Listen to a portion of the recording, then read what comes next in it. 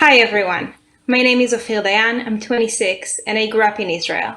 I recently moved to New York to attend Columbia University and I am now a CEPA student studying international security policy, and I have the extreme privilege of interviewing Mr. Natan Sharansky for the Israel Summit. Natan Sharansky is a Zionist, a Jew, a prisoner of Zion, a human rights activist, and an inspiration to many across the world. He was jailed in a gulag for his Zionist activities, only to become an even greater Zionist. He made Aliyah upon his release and won the Presidential Medal of Honor and the Congressional Gold Medal.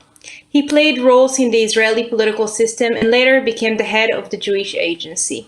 But above all, Natan likes Israel, his wife, who led the campaign for his release, and chess.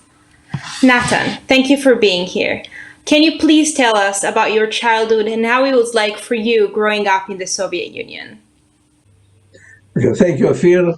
I'm glad that I can speak to you and to potentially thousands of other students, because after all, you are our hope that our struggle will continue. I was born in 1948. It is the same year that the State of Israel was born. I was born in the Soviet Union, but at that time the biggest and the most vicious dictatorship in the world. I was born in the city of Stalino, later Donetsk, what is today the center of the war between Ukraine and Russia. But then there were no wars between Ukraine and Russia. They all were part of this Soviet empire. And though I grew in the place where there were many Jews, there was nothing Jewish in our life, no language, no way to learn this language, no religion, no tradition, and no way to learn anything about this tradition. The words like Purim or Pesach or Hanukkah, they didn't exist in our lives. That was, of course, the policy of the Soviet Union to erase our identity. No Brit Milah, no Bar Mitzvah, no words like this, not speaking about the actions. And at the same time, there was something very, very Jewish, and that was anti-Semitism.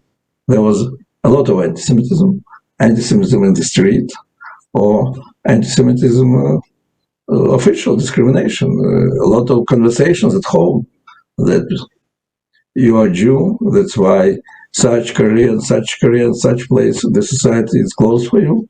But the only way for success is you must be the best in in your class, the best in physics or in mathematics or in chess or in music. In fact, it almost doesn't matter. But professional success, that was the only base for survival. And survival was the main idea, the main value of the life, to succeed in spite of all these restrictions.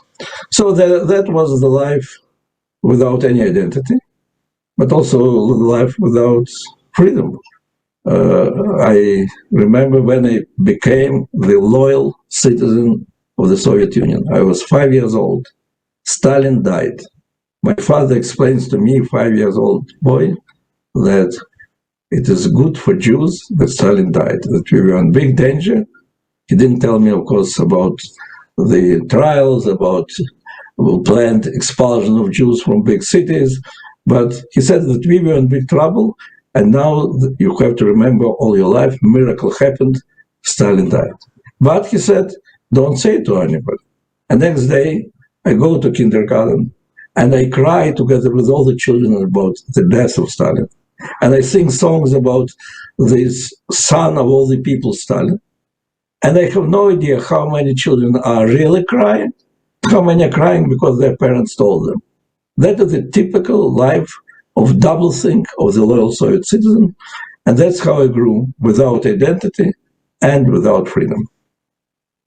Thank you, Natan. That was really interesting. So now we understand the background. When did you first come in conflict with the Soviet government?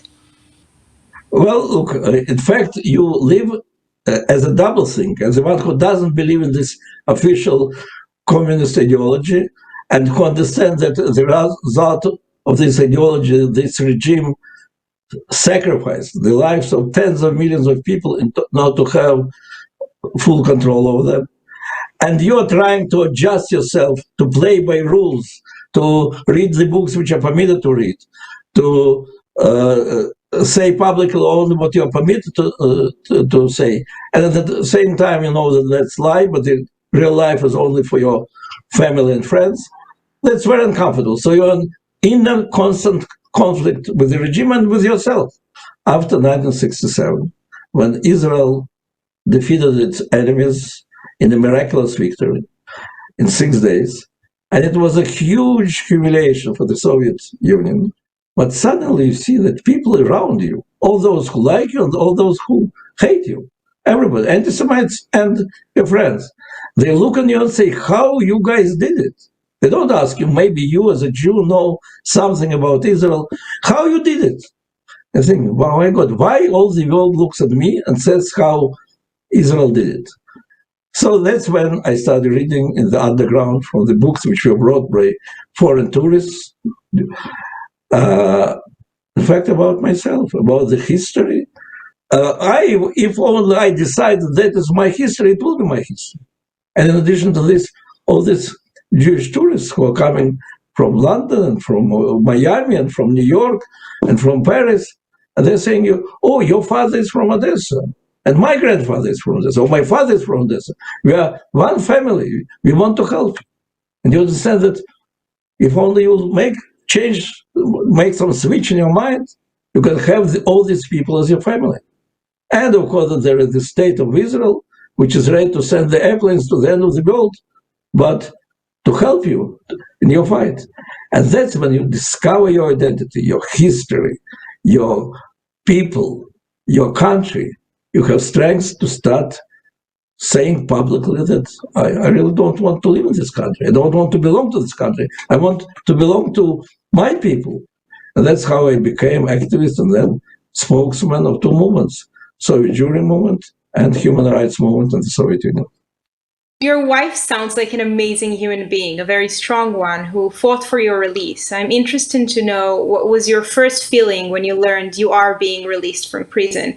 You had no reference point since, as you mentioned earlier, you were the first political prisoner to be released. How did you feel when you learned you are going to be released? What did you think? First of all, I didn't know. I had no idea that on the summit meeting between Reagan and Gorbachev, my wife, as always in these years, was demonstrating in front of the Palace of Nations in Geneva, where the meeting was. And President Reagan started with Gorbachev, as he later explained me, saying that you can continue saying that Natan Sharansky is an American spy, but not only I know that it's lie, but my people believe to that lady. And as long as you're keeping him and the other political prisoners, we will not be able to build our relations. Of course, I knew nothing about it. But suddenly, a few weeks after this, I'm in punishing cell in Siberia in prison, taken from punishing cell and moved not to the normal cell, and not to the camp, but I moved to the hospital. And there they start feeding me and giving me, for 2 months as I was fed, as I was, with the food that I forgot that it exists. And meat and eggs. And when I saw eggs, I didn't understand what it is because I didn't see eggs for 9 years. I forgot already about this type of food. And they started making different injections as if they were preparing me for some horse race, I don't know. But so from the very thin and slim and weak prisoner who didn't even have strength to walk in the cell, suddenly in 2 months I added like 15 kilos. Now I added another 25 kilos. Now it's a big problem, but then it was very good. Suddenly you feel strength, you can move, and you don't know what is happening. And then you're taken one day straight from the prison. They change you the clothes to the civil one, and they take you to the airport, and only you and 4 KGB men in huge airplane of 120 whatever seats, but only you and 4 KGB men. And you don't know where you go, but by sun, you see that we go to the west, and after 3, 4 hours, the Soviet Union also has borders. It's a huge country, but it also has borders. I say, what it is? You're kidnapping me. And then they told me in a solemn voice that there is a special decision of Soviet government for the bad behavior, which is not worthy of Soviet citizenship. I am exiled. I am deprived of Soviet citizenship and exiled from the Soviet Union. That's how I found out that I'm released. Of course, they immediately said, then I must have a statement. They said, no, we don't need your statements. We had enough. I said, no, I have to say that I hope that the way how freedom came to me, it will come to all the Jews of the Soviet Union and to all the citizens of the Soviet Union. And then I sat down and was waiting for the airplane to land. It landed in Eastern Berlin. American ambassador took me from the Eastern Berlin through Glinkovich to the Western Berlin. There, American airplane took me to Frankfurt. In Frankfurt, my wife was waiting for me, whom I didn't see for 12 years. I said to her, sorry, I'm late. And she, with a small crew of Israeli airplane, we all went to Israel, and the day which started in Soviet prison finished near the Kotel in the Western Wall, celebrating with all our people. Natan, thank you. This was a fascinating conversation. But before we end, there is one final question I would like to ask you. We have thousands of students here from over 100 universities. Some of them are engaging with Israel for the very first time, and some of them have engaged with Israel before or are Israeli themselves. What is the message that is most important to you that they walk out with from this conversation?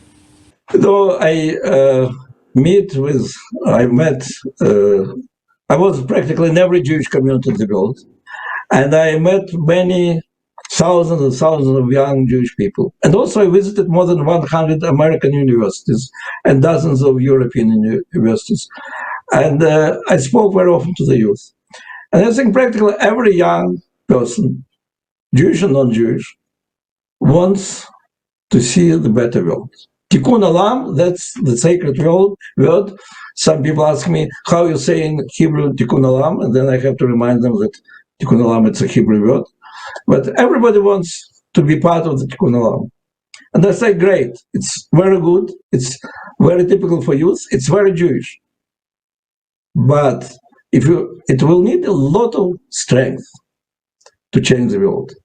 And the only source for this strength you can find in your identity, in being part of the family that you're proud of, in feeling that behind you is the state that you can be proud of, and all this history that you want to continue.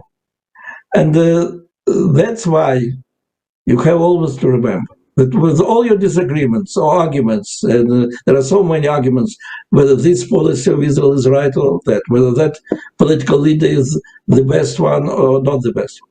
Well, there can be a lot of debate about every democratic country, how many debates we can have today about America, and also about Israel.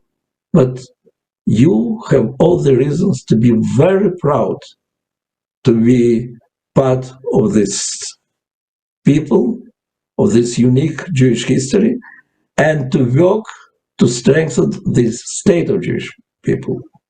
There are no reasons to be ashamed. There are no reasons to be afraid. There are no reasons to feel yourself alone. Be true to yourself. Be true to your Jewish identity. Be true to your desire to see the world as a better place for everyone.